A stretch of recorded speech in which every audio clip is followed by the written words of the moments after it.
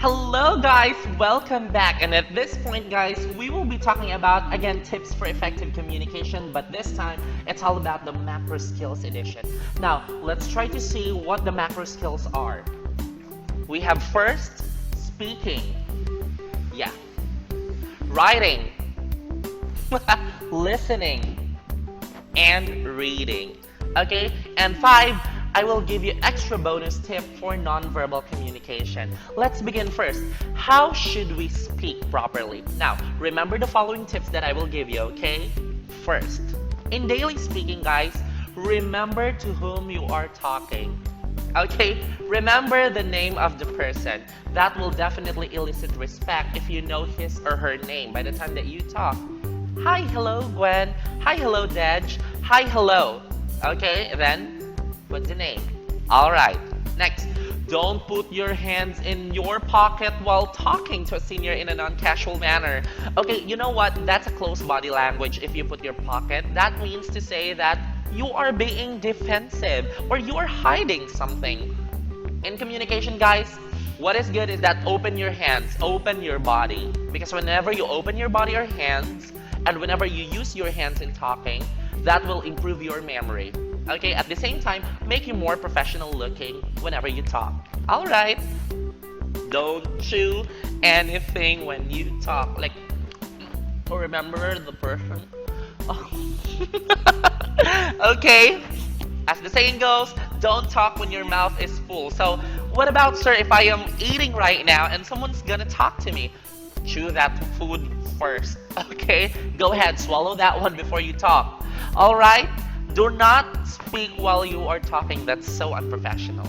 Okay, next. Avoid playing with a pen or any object. Like, for example, you're playing this pen right now.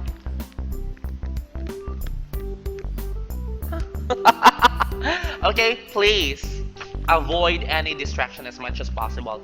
How can you establish eye-to-eye contact if you are being distracted by any object you are using while talking? See? That's it. Focus. Focus. Next, look at the person not far away from him, meaning eye-to-eye contact. Okay? Sir, how can I establish an eye-to-eye contact because if I will just look at the person directly, it might create a tension. Here is how you do it. You can first look at the left eye. Do not look at the brows. Do not look at the eyelids. Do not look at the nose. Do not look at the eye bags. Focus on this left eye. Okay, this is my left eye right now. Okay, left eye. And then after looking at the left eye, you may hover to the right eye. Okay? And back to the left eye. That's it.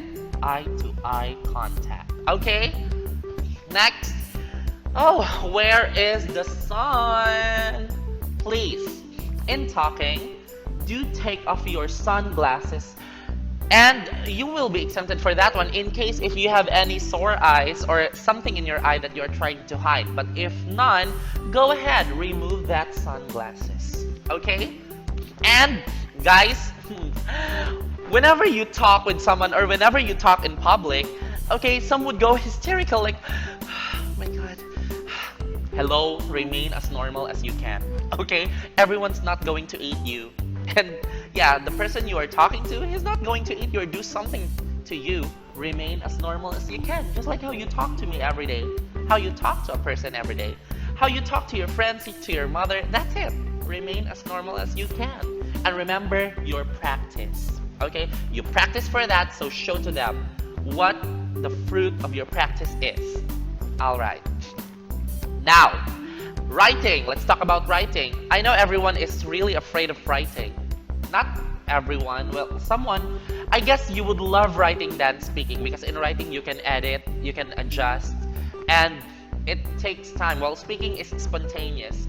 But while that speaking is spontaneous, guys, you should try to practice writing too. Do not be afraid, okay? So please remove that fear of writing in you. Next. Visualize your audience whenever you write. Okay, what will my audiences want?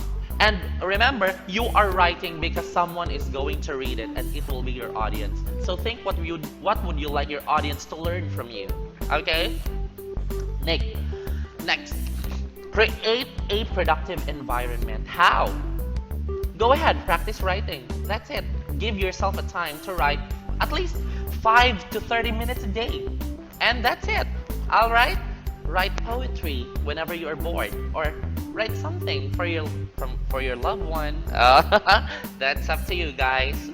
Next, whenever you are listening or right now listening to my discussion, make an outline. Make a note. Take note, guys. Do not just watch this video. Write, and expound your ideas beyond what I say.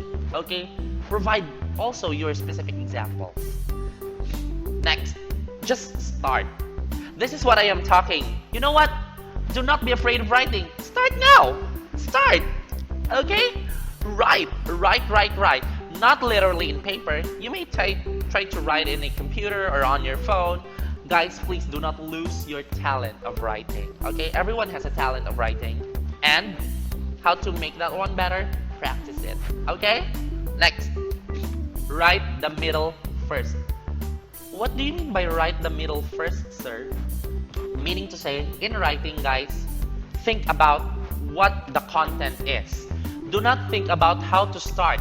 That's why usually whenever I hear some students, it's really difficult to start writing an essay because it's really difficult to begin it with.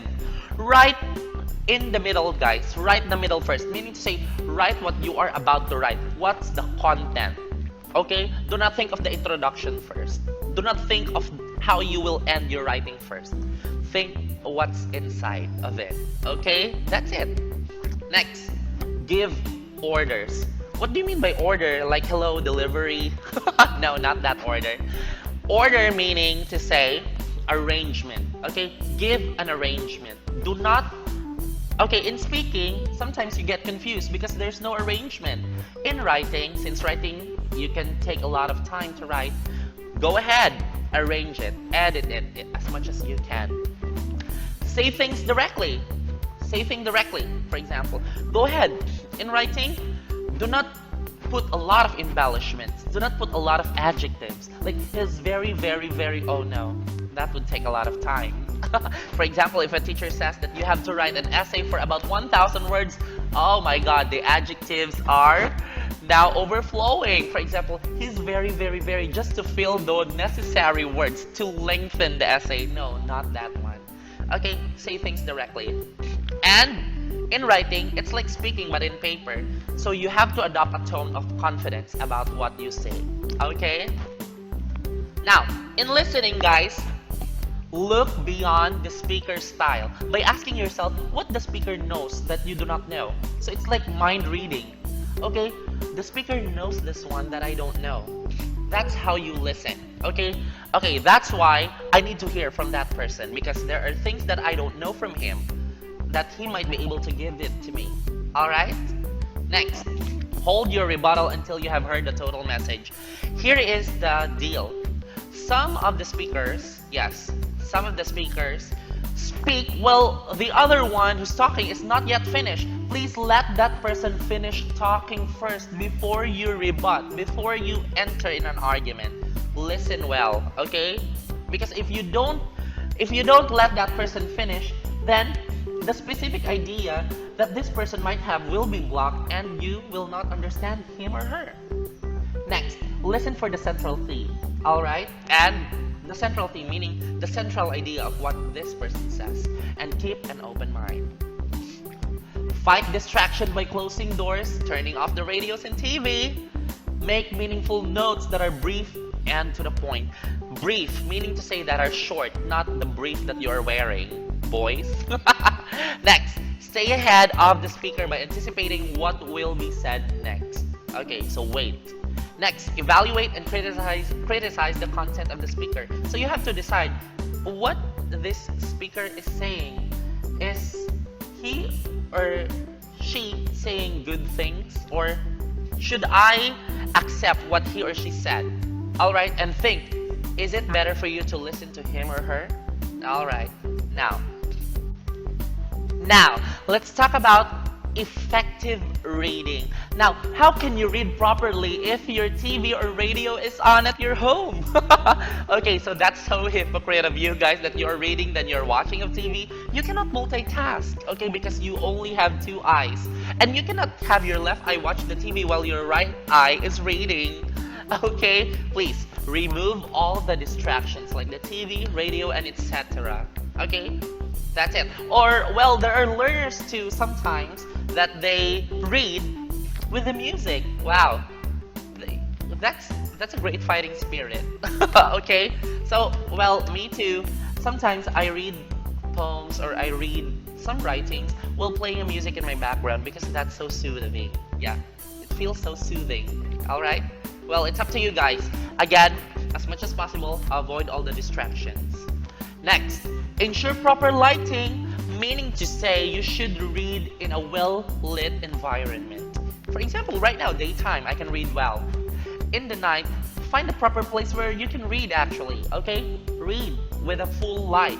Because if you are going to read with a dim light or just only a medium light, that will damage your eye. Next, don't make the surrounding too comfortable. For example, you're in bed right now, you want to lie down. Okay, and reading happens. That's impossible, guys. You will feel so relaxed to the point that you want to sleep. Again, do not make that surrounding too comfortable for you. Okay, so find an environment that is just really suitable for reading. There are no super distractions and not too comfortable to the point that you are going to lie and, yeah, die for 8 hours. Die for 8 hours. Not literally like that, okay? That's sleeping already. Next, read twice for better understanding. There are points sometimes that students do not understand what they are actually reading because they are just reading it once. Do not just read it once. Read it twice, read it thrice, read it 4 times, okay? For you to get the gist, for you to get what the writer is trying to say. That's comprehension. Alright? Because reading only in, like for example, for a single time, okay, that's it. Are you sure that you have already understood what the writer is trying to say? See? You have to think. You have to decipher further. Alright? And when you don't have the meaning of any word, guys, use the dictionary.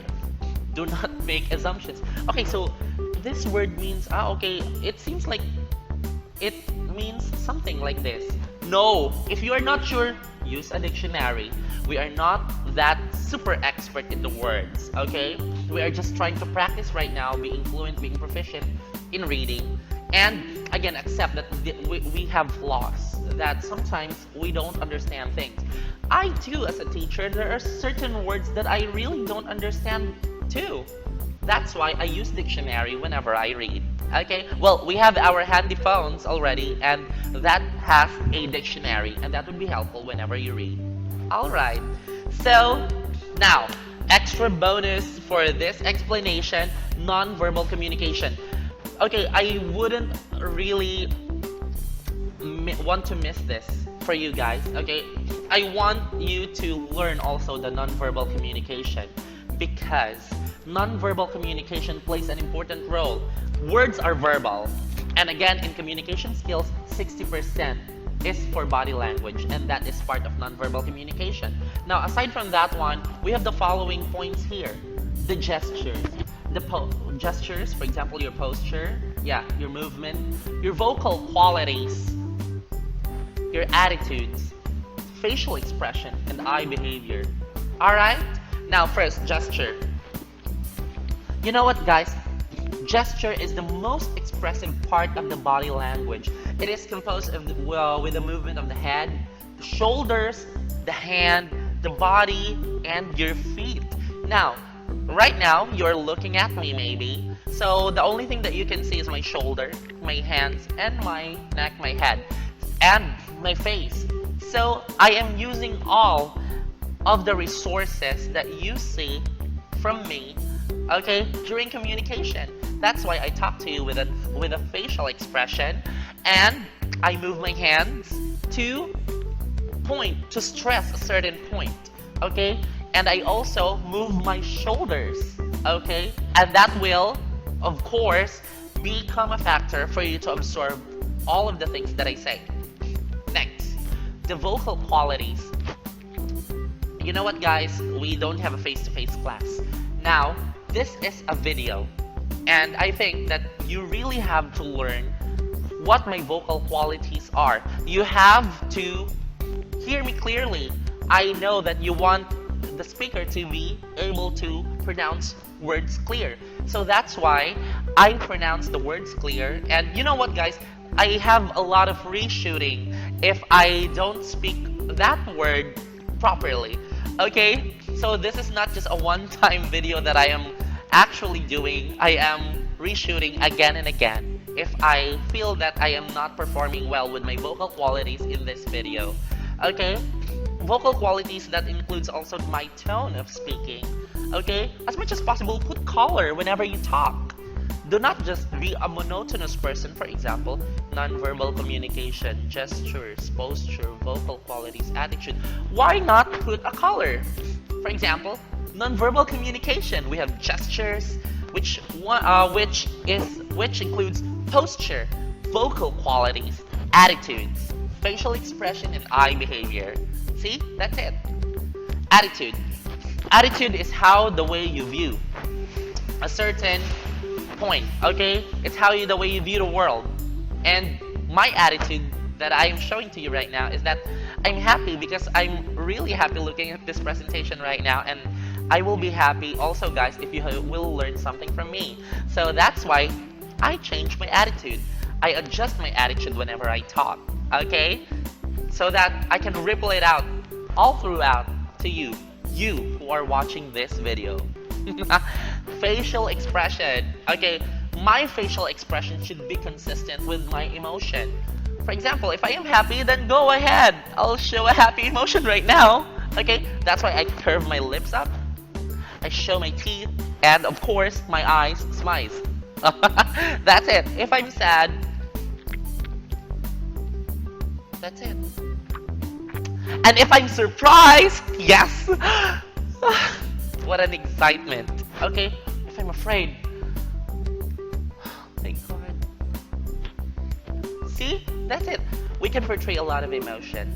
And for your audiences to understand what you want them to understand, again, make sure that your facial expression is consistent with the emotion you're trying to carry it out.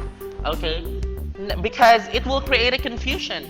What if we are talking about an accident, then we are happy? Oh my God. So, for example, oh my God, he's dead.